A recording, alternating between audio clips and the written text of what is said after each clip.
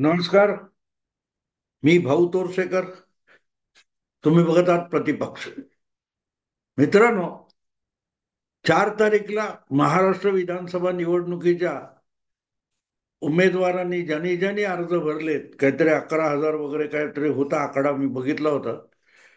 त्यात माघार घेण्याचा शेवटचा दिवस होता आणि या दिवशीच मराठा योद्धा, मराठा आरक्षणाचे सगळ्यात मोठे लढवय्ये आणि देवेंद्र फडणवीस यांना आयुष्यातून उठवायचा चंग बांधलेले अंतरवली सराटीचे मराठा नेते मनोज जरांगे पाटील हे त्याच दिवशी पत्रकार परिषद घेऊन मराठा आरक्षणासाठी जे जे लढवय्ये निवडणुकीच्या रिंगणात उतरणार आहेत त्यांची नावं जाहीर करणार होते. आणि नुसतंच ज्यांना विजयी करायचे मराठ्यांनी त्यांची नावं जाहीर करणार नव्हते, तर कोणाकोणाला पाडायचंच आहे आणि कोणाकोणाला पाठिंबा द्यायचा आहे आणि कोणाकोणाला निव्वळ आरक्षणाच्या मुद्द्यावर निवडून आणायचं आहे याची घोषणा करणार होते. ते मनोज जरांगे पाटील यांनी 4 तारीखला पत्रकार परिषद घेऊन अचानक आपण रणभूमीवरून बळ काढतोय अशी दणदणीत घोषणा केली. मराठी माध्यमांच्या भाषेत बोलायचं तर जरांगे पाटील यांनी एक मोठा निर्णय केला. मराठी माध्यम गेल्या 4-5 वर्षामध्ये नवा एक शब्दकोश तयार करतायत.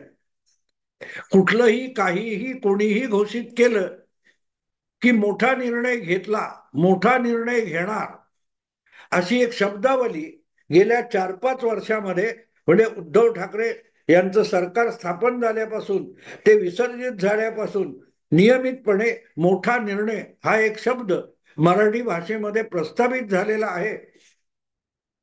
त्यामुळे गेली अनेक महिने निवडणुकीच्या रिंगणात उतरून बामणांना, देवेंद्र फडणवीसांना, भाजपला धडा शिकवणार म्हणून कंबर कसून लढणारे महान योद्धे अंतरवाली सराटीचे मनोज जरांगे पाटील यांनी शेपूट घातली.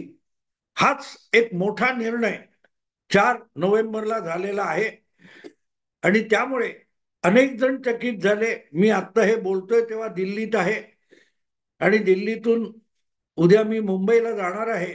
निवडणुकीच्या सगळ्या पुढच्या गोष्टी मी मुंबईतून बोलणार आहे, पुण्याला कुठे असेल तिथून. पण आज दिल्लीतून निघण्यापूर्वी ही सगळ्यात मोठी बातमी मला मिळाली. तेव्हा मला सगळ्यात पहिल्यांदा काय आठवलं असेल तर दिल्लीचं एक महत्वाचं स्थान आहे ज्याला आंदोलनाची एक पार्श्वभूमी आहे, त्याला जंतर मंतर म्हणतात. दिल्लीमध्ये जे आंदोलन करायचं असतं त्याची सुरुवात ही जंतर मंतर पासून होते. जंतर मंतर हे तसं बघायला गेलं तर एक पर्यटन स्थळ आहे. अगदी फार पूर्वीच्या काळात तिथे जी काय रचना उभारण्यात आलेल्या आहेत त्यासाठी जगातले अनेक पर्यटक हे जंतर मंतरवर येत असतात. पण गेल्या 10-15 वर्षामध्ये जंतर मंतरला एक आंदोलनाची भूमी म्हणून नाव मिळालेलं आहे.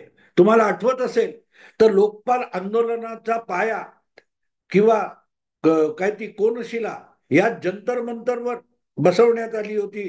त्यात अगदी आमिर खान, काय ते तुमचे वेगवेगळे खेर, अनुपम खेर नट पण त्यात सहभागी झाले होते. आणि पुढे त्या आंदोलनातून आम आदमी पार्टी नावाचा पक्ष जन्माला आला.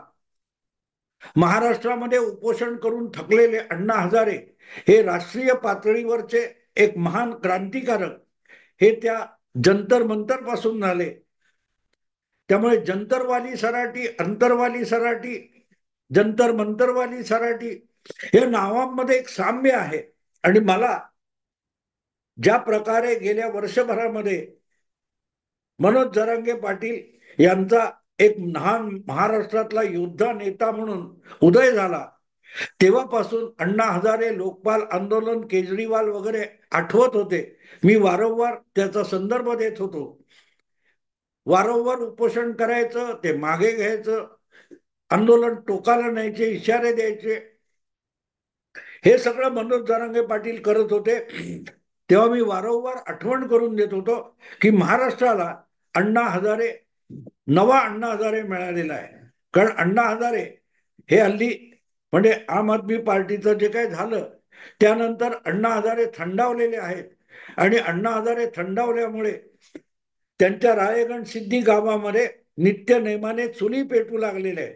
नाही तर पूर्वी एक तुम्हाला आठवत असेल, जेव्हा चॅनेल सुद्धा नव्हते, 30-35 वर्षापूर्वीपासून एक मराठी माध्यमामध्ये फॅशन होती. अण्णा हजारेंनी उपोषण केलं, अण्णा हजारेंनी राळेगण सिद्धी आपल्या गावामध्ये आंदोलन सुरू केलं की त्या गावात चुली पेटायच्या नाही. आता गावात चुली न पेटण्याचं आंदोलन असं त्याला कधी नाव देण्यात आलं नाही. पण अण्णा हजारे उपोषणाला बसले, मग सगळा गाव उपाशी राहतो हे सांगण्यासाठी राळेगण सिद्धी गावामध्ये चुली पेटल्या नाहीत असं म्हणायची एक फॅशन तयार झाली होती. असो, अण्णा हजारेंचं सगळं आंदोलन आपण बारकाईने अभ्यासत गेलो तर एक लक्षात येतं की त्यातून काय सिद्ध झालं. यापेक्षा अण्णा हजारे यांच्या नावाचा गवगवा माध्यमातून कडून हळूहळू सगळीच्या सगळी आंदोलन चळवळी या माध्यम केंद्रीय होत गेल्या. म्हणजे प्रत्यक्षात आंदोलन, लोकसहभाग यापेक्षाही आंदोलनाला माध्यमातून मिळणारी प्रसिद्धी म्हणजेच आंदोलन असं एक स्वरूप येत गेलं. आणि त्याच्या पुढचा टप्पा म्हणजे अंतर्वली सराटीचे मनोज जरांगे पाटील होत. मनोज जरांगे पाटील यांच्या उपोषण जे काय चालू होतं पहिल्यांदा त्याकडे कोणाचंही लक्ष नव्हतं. माध्यम देखील तिकडे ढुंकून बघायला तयार नव्हते.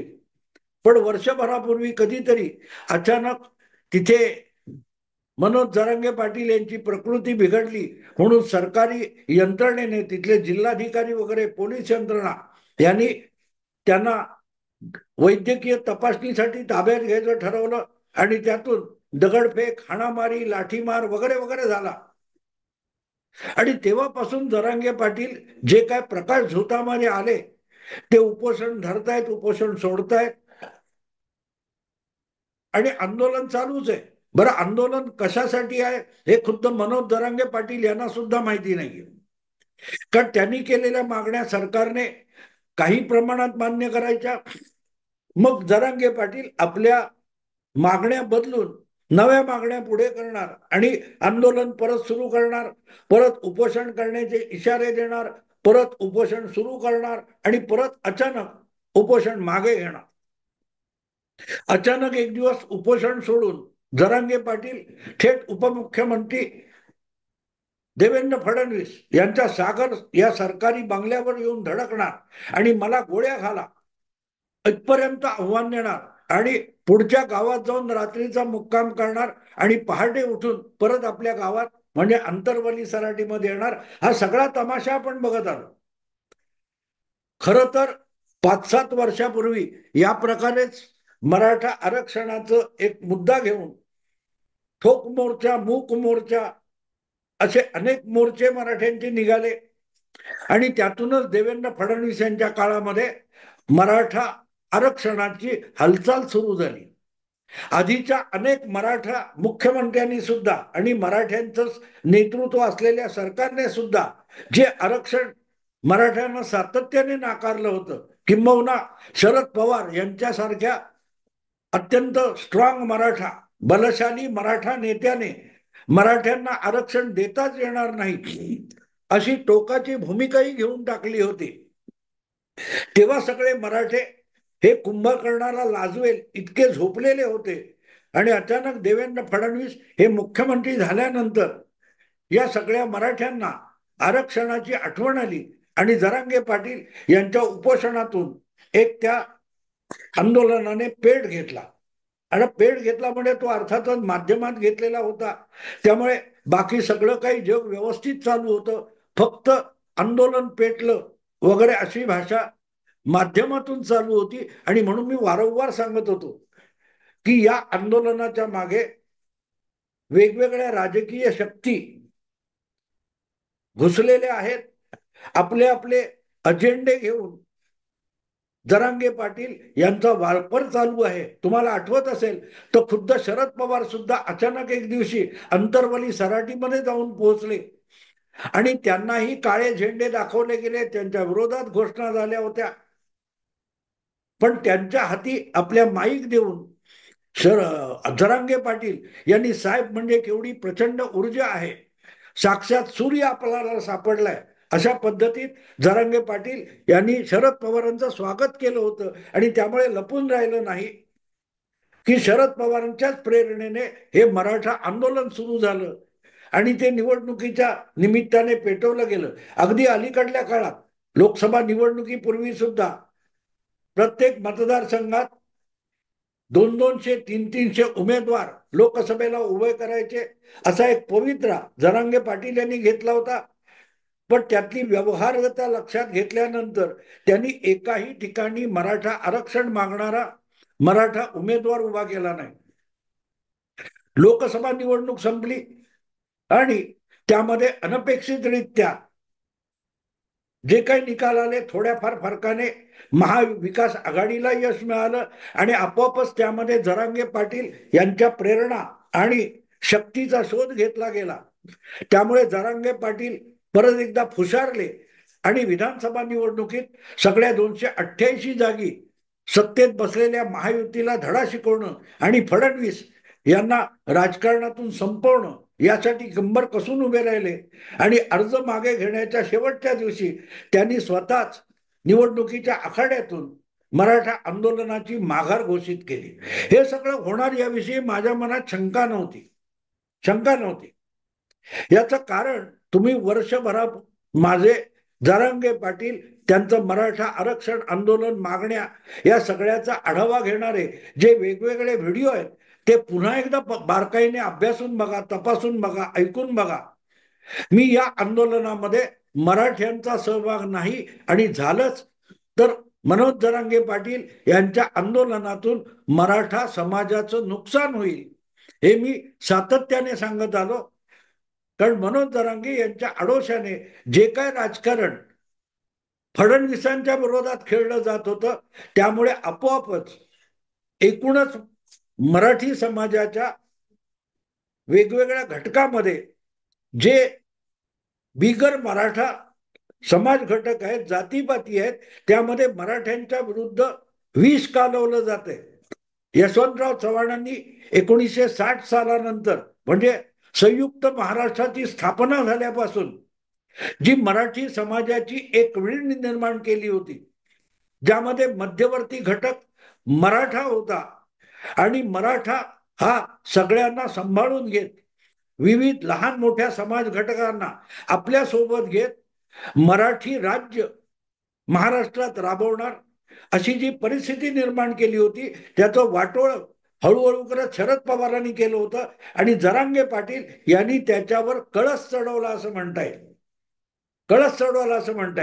कारण गेल्या जवळजवळ 6 दशकामध्ये महाराष्ट्रात जे राजकारण झालं, सत्तेचं राजकारण झालं, त्यामध्ये कायम मराठ्यांचं वर्चस्व राहिलेलं आहे.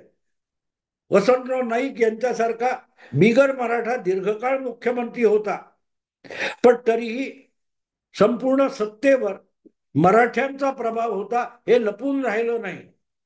पण हा मराठ्यांचा प्रभाव म्हणजे प्रस्थापित सुखवस्तू श्रीमंत मराठ्यांचा होता. आणि अशा मराठ्यांची एकूण मराठा समाजामध्ये 5% सुद्धा लोकसंख्या नसेल, पण या 5 ते 10% सुखवस्तू श्रीमंत मराठा सत्ताधीशामुळे 90% गरीब, दरिद्री आणि उपासमारीने भंडावलेला मराठा हा मागे पडत गेला. आणि मराठा सत्तेत आहेत म्हणून आरक्षणाची मागणीही त्यांनी करू नये इथपर्यंत परिस्थिती गेली. पण तरीही त्याच मराठ्यांना खेळवत जे काय राजकारण चालू होते त्याला आलेलं एक विषारी फळ म्हणूनच मी अंतरवली सराटीच्या आंदोलनाकडे बघतो, कारण त्यांनी इतर सगळे लहान मोठे समाज, मराठेतर समाज घटक हे मराठ्यांच्या विरुद्ध आणून उभे केले. यशवंतरावांनी जी मराठी समाजाची वीण निर्माण केली होती ती जरांगे पाटील यांच्या आंदोलनाने फार विस्कटून टाकली आणि ती उसवायला शरद पवारांसारख्यांनी मदत केलेली आहे.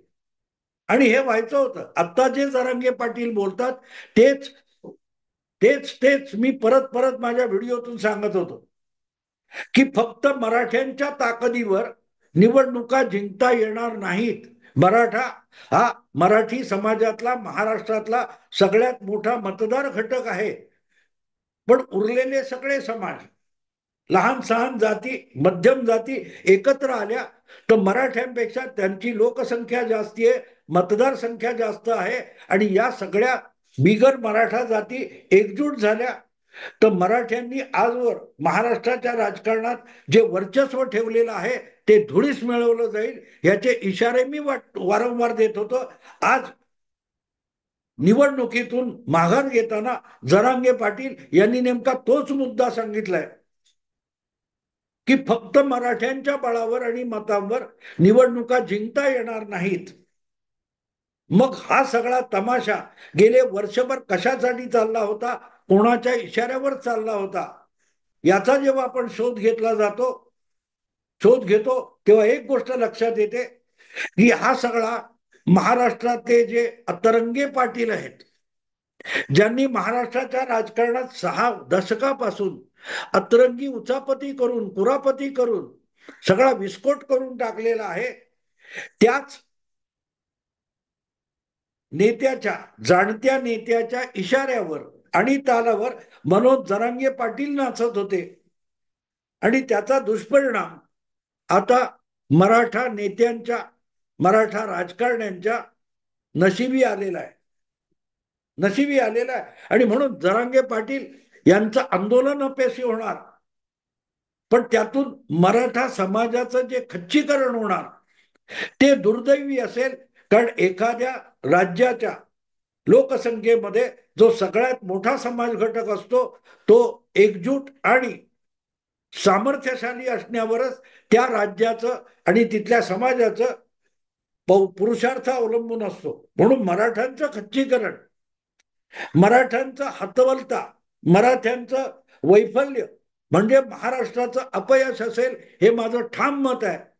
आणि म्हणून जरांगे पाटील यांनी ज्या प्रकारे कारण नसताना फडणवीसांच्या विरुद्ध तलवार उपसली, ज्या माणसाने अशक्य वाटणारं ते मराठा आरक्षण आपल्या पद्धतीमध्ये देण्याचा प्रयत्न तरी केला जो इतर मराठा नेत्यांनी कधीही केला नव्हता, त्याच्यावर तलवार उचलून जरांगे पाटील यांनी मराठा आरक्षण आणि मराठा समाजाचं फार मोठं नुकसान केलेलं आहे. पण आता तोंडघशी पडायची वेळ येईल हे लक्षात आल्यावर हे मराठा योद्ध्याने शेपूट घातलेली आहे, माघार घेतलेली आहे.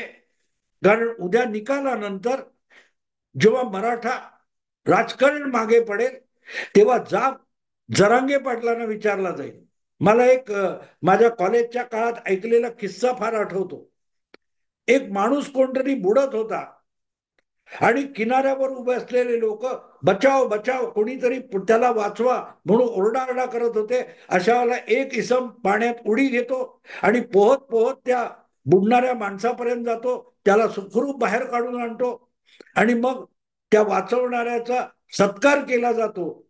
जेव्हा तो सत्कार केला जातो त्याच्या गौरवाची भाषणं होतात, पण त्या भाषणाला उत्तर देताना तो वाचवणारा इसम म्हणतो की बाकी सगळं गुणगान पुरे झालं, आधी मला एक सांगा की बचाव बचाव म्हणून ओरडणारे जे होते त्यापैकी कोणी मला पाठीमागून धक्का दिला आणि मी पाण्यात पडलो.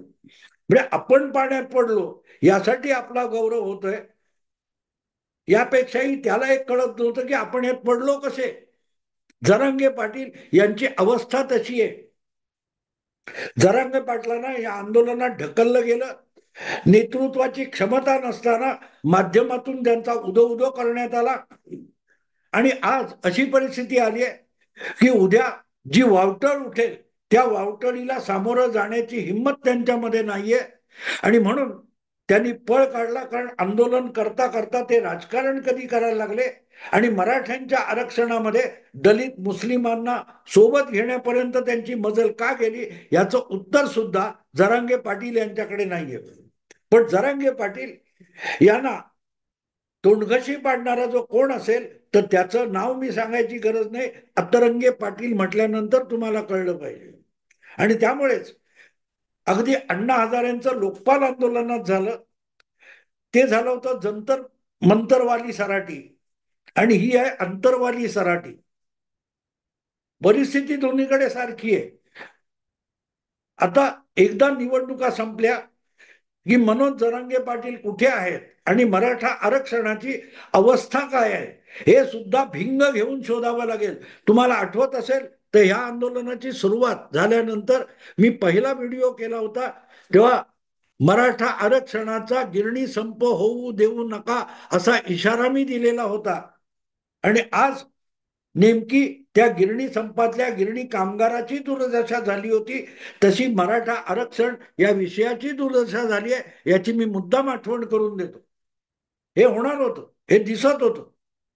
कारण कुठल्याही आंदोलनाची सुरुवात करताना, चळवळीची लढ्याची सुरुवात करताना तो लढा कसा हळूहळू करत शिगेला पोचवायचा आणि त्यात कुठे कुठे माघार घ्यायची, कुठे कुठे आक्रमकता दाखवायची, या सगळ्याचे नियोजन केलेलं असतं. त्या नियोजनाचा संपूर्ण अभाव जरांगे पाटील यांच्या आंदोलनात दिसत होता. आणि आता ते सगळं उघडं पडायला लागले. जरांगे पाटील यांनी कोणाला पाडायचं त्यांना पाडा, कोणाला आणायचं त्यांना आणा, हा जो काय वैतागवाडी सारखा पवित्रा घेतलेला आहे ते आपलं अपयश झाकण्याचा पवित्र आहे. असो मित्रांनो, कुठलंही आंदोलन विस्कटलं तर हजारो लाखो कार्यकर्ते आणि ते समाज बांधव निराश होतात. ती निराशा त्यांना ग्रासते, ते बघून मलाही दुःख होतं. म्हणूनच ही निराशा येणार याचे इशारा मी देत होतो, पण आमचा ऐकायला वेळ कोणाला होती? ऊर्जा ज्यांच्याकडे होती त्यांच्याकडे मनोज जरांगे पाटील धावत राहिले आणि त्यांच्या इशाऱ्यावर नाचत राहिले. परिणाम बिचारा सामान्य गरीब मराठा गावोगावी भोगण्याची शक्यता आहे. आत्ता इथेच थांबतो. आवडलं लाईक करा, शेअर करा आणि प्रतिपक्षाला सबस्क्राईब करा. नमस्कार.